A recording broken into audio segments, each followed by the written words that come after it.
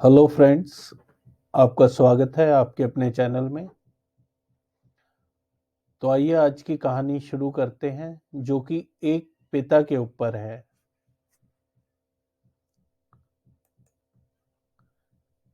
मैं घर से गुस्से में बड़बड़ाते हुए निकल आया था और बस स्टैंड की तरफ आगे बढ़ने लगा।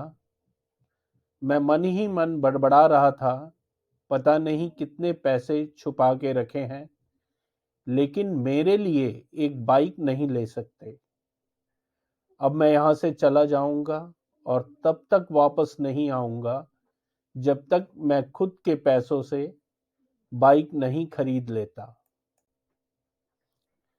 इतना सोच ही रहा था, तभी मेरे पैर में मुझे कुछ चुभने का एहसास हुआ। नीचे देखा तो समझ आया कि जल्दबाजी में मैं पापा के जूते पहन आया हूँ। उन जूतों में कील उभरी हुई थी, जो मेरे पैर में बार बार घाव किए जा रही थी। लेकिन उस समय गुस्सा अधिक था, तो मैं बड़बड़ाते हुए आगे बढ़ गया। एकाएक मुझे याद आया कि मैं पापा का पर्स भी साथ ले आया हूँ। मेरे खुराफाती दिमाग में एक ख्याल आया, क्यों ना आज पापा का पर्स चेक किया जाए, जिसे आज तक उन्होंने किसी को हाथ नहीं लगाने दिया था। पता नहीं कौन सा खजाना छुपा रखा है इस पर्स में, जो किसी को हाथ नहीं लगाने देते। जब मैंने पापा का वह पुराना पर्स खोलकर देखा, तो उसमें पैसे तो नहीं मिले, लेकिन पैसों की जगह एक डायरी रखी हुई थी। तब मैंने सोचा, ओहो, तो यहाँ खजाना छुपा रखा है। मैं समझ रहा था कि यहाँ पापा ने लिखा होगा कि किससे कितने पैसे लेने हैं और किसको कितने पैसे दिए हैं। लेकिन मैं गलत था। जब मैंने उस छोटी सी डायरी का पहला पेज खोलकर देखा, तो वहां पर जो लिखा था वह थोड़ा सीरियस कर देने वाला था। डायरी में जो लिखा था, उसे पढ़ने के बाद मेरे चेहरे पर जो एक्सप्रेशन थे वो गायब हो चुके थे, क्योंकि डायरी में वैसा कुछ नहीं था जैसा मैं सोच रहा था। वहां पर उन पैसों का हिसाब लिखा हुआ था, जो अलग अलग कामों के लिए अलग अलग लोगों से उधार लिए गए थे। उस लिस्ट में कंप्यूटर के नाम पर भी पैसे लिए गए थे। कुछ यूं लिखा था, 50,000 बेटे के कंप्यूटर के लिए लिए। ये वही कंप्यूटर था जिसे मैं आज तक यूज कर रहा हूँ। लेकिन मुझे यह पता नहीं था उस कंप्यूटर को खरीदने के लिए पैसे कहाँ से आए थे। लेकिन आज पता चल रहा था। मुझे आज भी याद है, जब मैंने पहली बार कैमरे के लिए जिद की थी, जो मेरे पापा ने मुझे 2 हफ्ते बाद मेरे बर्थडे पर लाकर दिया था, जिसे देखकर मैं बहुत खुश हुआ था। और मुझे खुश देखकर मुझसे कहीं ज्यादा अगर कोई खुश था, तो वह थे पापा। अब मेरे चेहरे से गुस्सा एकदम गायब हो चुका था। जब मैंने आगे का पन्ना पलटा, तो वहां पर कुछ इच्छाएं लिखी हुई थी। पहली जो विश थी, उसमें जो लिखा हुआ था, अच्छे जूते पहनना। यह बात मेरी कुछ समझ नहीं आई। तभी मेरा पांव अचानक सड़क पर भरे हुए पानी पर जा पड़ा, और तभी मेरे पांव में कुछ गीलापन होने का एहसास हुआ। जब मैंने उतार कर देखा जूता, तो उसका तला टूटा हुआ था।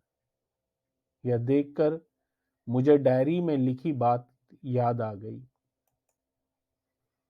तभी मुझे माँ पापा की कही बातें भी याद आ रही थी, कि कैसे माँ जब कहा करती थी पापा से, अब तो जूते पुराने हो गए, नए ले लीजिए।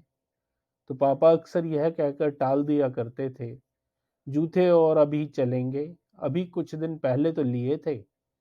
मुझे आज समझ आ रहा था कि कितने दिन और चलेंगे। साथ ही साथ यह भी समझ आ रहा था कि पापा पर्स को क्यों छुपा कर रखते थे।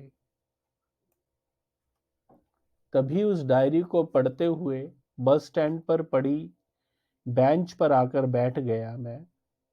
अब उस डायरी का आखिरी पन्ना बचा हुआ था। उस पन्ने को जब मैंने पलट कर देखा तो वहां कल की डेट लिखी हुई थी। तारीख के नीचे लिखा हुआ था 50,000 रुपये बाइक के लिए। बस इतना पढ़ा और दिमाग सन रह गया। अब मेरे मन में कोई शिकवा गिला नहीं बचा था, बस मेरी आंखों से आंसू चले जा रहे थे। मुझे आज तक नहीं पता तब मैं क्यों रोए जा रहा था। अब मैं जल्दी से घर की तरफ भागा, लेकिन जूतों की कील की पाँव में अब तक घाव बनाने में कामयाब हो चुकी थी। मैंने जूतों को रास्ते में ही निकाल कर फेंक दिया और भागते लड़खड़ाते हुए घर जा पहुंचा। लेकिन पापा घर पर नहीं थे। मैं समझ गया था वह कहाँ थे। मैं सीधा पास वाली बाइक एजेंसी की तरफ भागा। पता नहीं आज कहाँ से इतनी ताकत आ गई थी कि मैं भागते हुए थक नहीं रहा था, और वह भी बिना जूतों के, नंगे पांव। जैसे तैसे मैं बाइक एजेंसी पर पहुंचा। पापा वहीं थे। मैंने पापा को दौड़कर गले लगा लिया और मेरी आंखों से आंसू रुकने का नाम ही नहीं ले रहे थे। पापा को समझ नहीं पा रहे थे आखिर क्या हो रहा है, मैं क्यों रो रहा हूं। मैंने पापा से कहा, पापा मुझे मोटरसाइकिल नहीं चाहिए, आप अपने लिए जूते ले लीजिए। अब आज से मैं जो भी करूंगा अपनी मेहनत से, अपने बलबूते पर पढ़ कर करूंगा। दोस्तों, बस इतनी सी थी ये कहानी। यह हार्ट टचिंग स्टोरी लिखते हुए आज मेरी भी आंखें नम हुई हैं। मैं आज आपसे कहना चाहूंगा, ठीक ऐसे ही होते हैं हमारे पिता। हम अक्सर देखते हैं कि हम अपनी माँ से हर बात शेयर करते हैं और माँ भी इसके बदले में हमें बहुत प्यार देती है।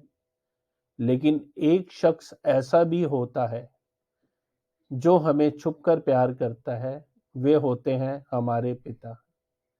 यह परिवार में एकमात्र ऐसा व्यक्ति होता है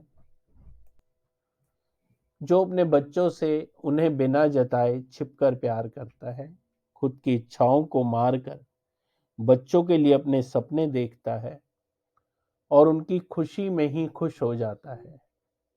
मुझे नहीं पता कि आप अपने पेरेंट्स की इज्जत करते हो या नहीं, लेकिन अगर आपके पास पेरेंट्स हैं तो आप बहुत खुश नसीब हो, क्योंकि इस दुनिया में बहुत से लोगों को तो पेरेंट्स का प्यार भी नसीब नहीं होता। अंत में मैं यही कहना चाहूँगा कि माँ बाप की भावनाओं का सम्मान करें,